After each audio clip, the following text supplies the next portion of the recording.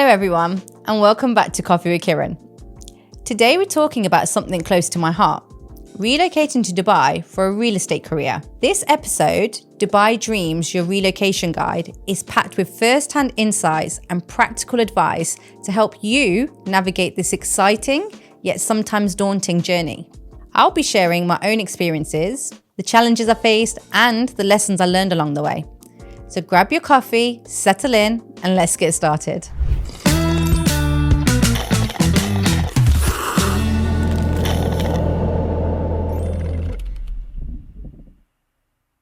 Let's kick things off with the big question. What was my initial motivation for moving to Dubai? Well, it all boiled down to opportunity. I'd seen the buzz around Dubai's real estate market, the success stories, the potential for high earnings. And frankly, I felt I was ready for more. My salary in the UK wasn't reflecting my skills and experience, and I knew I was destined for something bigger. Plus, the quality of life factor played a huge role. I was craving a change, a fresh start, and Dubai seemed to offer that and so much more. Now, research is key when making a big move like this. I actually spent a whole year preparing before I finally made the leap. It started with a family holiday in Dubai. My sisters had been before and recommended it, and it turned out to be fantastic. There was something for everyone, from family-friendly activities to exciting nightlife. It was during that trip that I decided I was going to move. I gave myself that year to explore job opportunities, build up my savings, and sell almost everything I owned in the UK. I kept my house though. That was my safety net, just in case things didn't work out as planned. That initial holiday in Dubai was a game changer. It wasn't just a fun family trip, it was research. I was pleasantly surprised by how welcoming Dubai was to tourists and people of different faiths. As a Sikh, I visited the Gurdwara and was so impressed by how well the Sikh community is integrated. It gave me a real sense of belonging. The city just had a great vibe, friendly people, clean streets, a feeling of safety.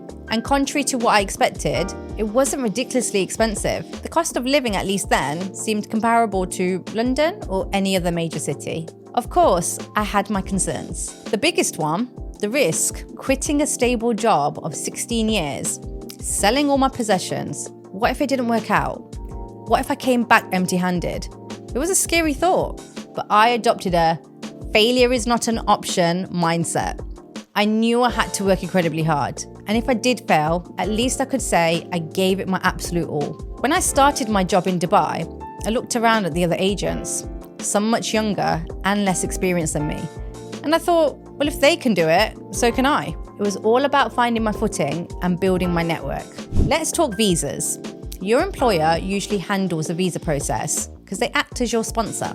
So before I left the UK, my new employer asked for some documents, attested educational certificates, a clear scan of my passport, a digital photo, and then the entry stamp you get when you arrive in Dubai.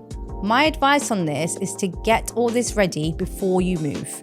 Even if your employer doesn't ask for it right away, it will make your visa process so much smoother when you start your job. So my employer didn't cover any relocation costs, which from what I've seen is pretty standard in real estate. They did give me a budget planner for the first 3 months, and their estimates were a good guide actually. They suggested I bring around 32,500 dirhams, but I think I was spending closer to like 9,300 a month, and I wasn't living extravagantly. Costs just add up, especially those unexpected ones like deposits for accommodation, utilities, or a car. Speaking of costs, let's talk about the overall cost of living. Dubai can be expensive, but it depends on your lifestyle. A single person might spend around 12,000 dirhams a month, but that's excluding rent. While a family of 4 could be looking at 20,000 dirhams, also excluding rent.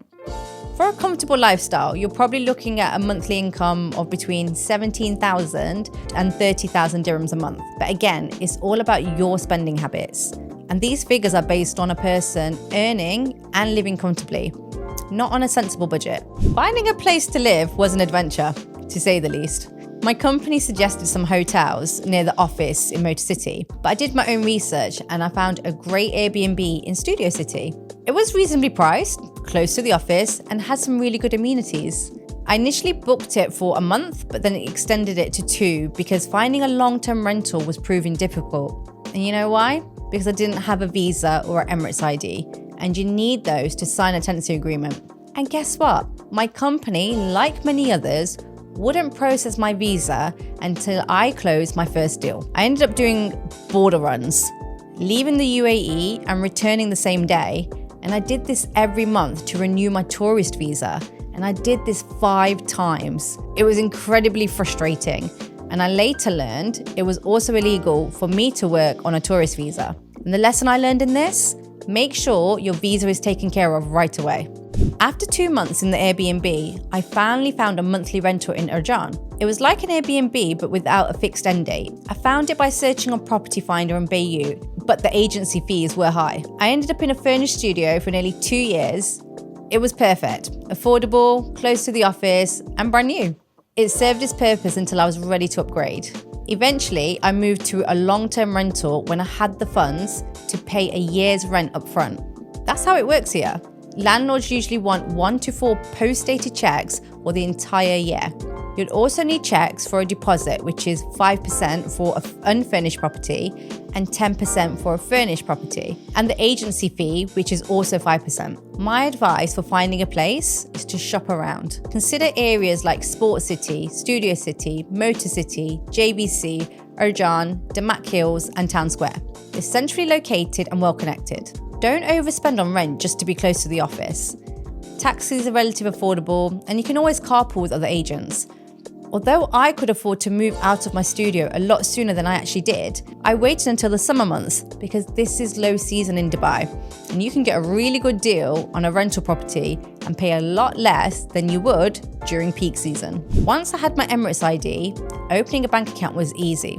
First, I set up a UAE pass, which is like an electronic ID, and then opened a bank account online. I chose a bank account that didn't require a minimum monthly deposit, which is really important when you're on a commission-only income. A quick word about communication.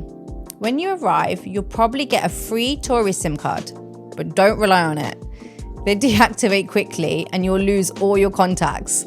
I learned this the hard way. I recommend getting a contract phone with a provider like Virgin, Do, or a Tesla. You can even do this before you have your visa and Emirates ID. You might have to visit the store monthly with your passport until you get your Emirates ID. You can also get home Wi-Fi from these providers. Grocery shopping, another essential. In the beginning, shop smart. I made the mistake of going to the expensive supermarkets at first, but places like Viva, Carrefour, Lulu Hypermarket are much more budget friendly. So my grocery bill in Dubai is about the same as it was in the UK, around 400 to 500 dirhams. But be prepared to pay more for those imported home comforts. Healthcare is important. Your employer has to provide basic health insurance, but it is basic. I recommend getting good travel insurance with good medical coverage before you relocate. Most people here will just go to the pharmacy for minor ailments, but for anything serious, consider upgrading your insurance when you can. You can get treatment without insurance, but you'll have to pay out of pocket, and it can be expensive. For those relocating with families, school fees are a big consideration. They can range from 12,000 to 98,000 per year, per child, depending on the school. Getting around Dubai is crucial, especially as a real estate agent. There's the metro and bus system, but they don't cover all areas, and the frequency might not be what you're used to. Taxis are common, and many companies provide cars for client viewings. I chose to rent a car monthly for the flexibility and to learn the routes. It cost me just under 2,000 dirhams a month. Parking, though, can be challenging. Like street parking's about 10 dirhams for about 30 minutes, but finding a good spot in a popular area can add so much to your journey time. You can't buy a car without Emirates ID, and financing or leasing can be tricky without salary certificates. It's something I'm looking into more myself and will share when I have the information. So how do you manage your expenses in those crucial first months? My biggest tip is don't rush into the high life. Living in a less expensive area, a smaller property, driving a basic car, it all helps your funds to last longer. Meal prepping is also a lifesaver. It's so easy to order food, but the costs add up, and it's probably not the healthiest option. Dubai Stone is a real thing, you know. Lots of free activities are available, but remember why you moved to Dubai. Avoid those weekend brunches and parties. They can really drain your bank account. Have fun, but in moderation. It's easy to get caught up in the excitement and forget that you're now living and working in Dubai. Remember your goals and the celebrations to come when you close those big deals. One of the most difficult things to overcome is being homesick. People get homesick for various reasons. Most commonly, they miss their family and friends. Some people struggle to adapt to the life of an expat and the struggles of setting up a new life from scratch. The others struggle with the job itself and the amount of work required and motivation to push through the difficult early days. For me, it was a surprise that I experienced homesickness. I've always been independent and lived on my own in the UK. So my bout of sickness came as a surprise. I struggled to relate to people that were within my surroundings. I was also a lot older than most, like twice the age, so I had a different amount of life experience. Then the ones I did connect with and became close to, they decided to leave. Dubai can be very temporary. You begin to refrain making friends with people, and so they've been around for at least 6 months because people come and go so much that you're left with the void of that friend. I also found it difficult trying to explain why I felt or behaved a certain way because the people I was around did not know me or my life history. I wasn't comfortable telling them my feelings and my life history.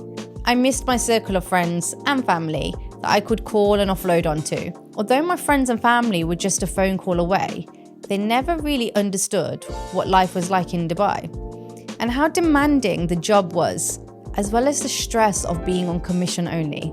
So it can be a lonely place in those first few months, but just know there is life at the end of the tunnel. What do I enjoy the most about living in Dubai? I get asked this a lot, along with whether I'd ever move back to the UK. Right now, there's nothing that makes me want to go back. After a couple of years, you get used to being away from family. You build a new family here in Dubai, and there are always phone and video calls to stay connected. Dubai has this incredible can-do energy. Anything you dream of, you can make happen here. The work ethic is strong, everyone's striving for bigger and better things, the city is clean, the people are friendly, and most are expats too, so they understand the experience. And of course, there's a tax-free income and the sunshine all year round. Well, that's a wrap on this episode of Coffee with Kirren.